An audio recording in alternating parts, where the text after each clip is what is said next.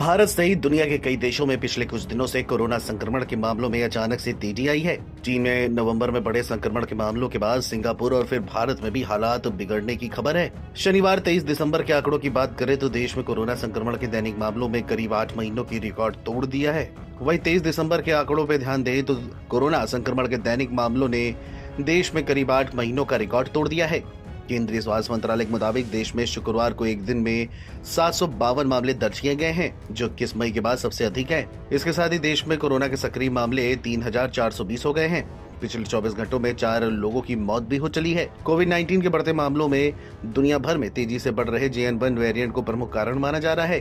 अब तक हुए अध्ययनों में कोरोना के इस वेरिएंट को ओमिक्रॉन के पिछले वेरिएंट से मिलता जुलता ही बताया गया है, पर कुछ बातें हैं जो JN.1 वेरिएंट की प्रकृति को खतरनाक बनाती है। Centre for diseases control and prevention यानी CDC सहित दुनिया के तमाम स्वास्थ्य संगठनों का ये कहना है कि कोरोना वायरस अपने आप को जीवित रखने के लिए लगातार म्यूटेट हो रहा है। JN.1 उसी का एक रूप है। संक्रमण की वर्तमान शीतकालीन लहर ने अचानक से चिंता जरूर बढ़ा दी है, पर ज्यादातर रोगियों में इस वेरिएंट के कारण हल्के लक्षण ही देखे जा रहे हैं।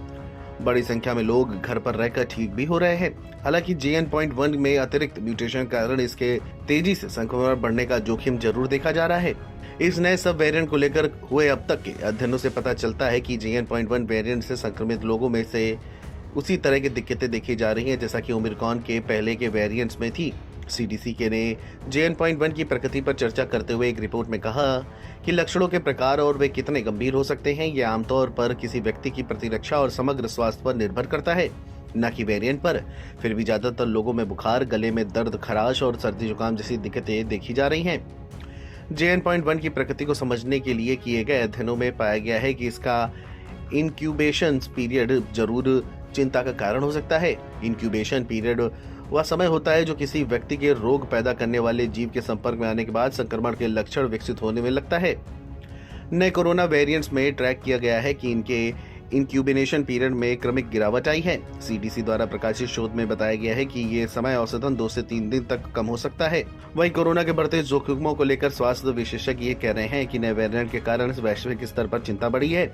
इसकी प्रकृति को अच्छी तरह समझने के लिए अभी और भी शोध किए जाएंगे। Video desk NBT online.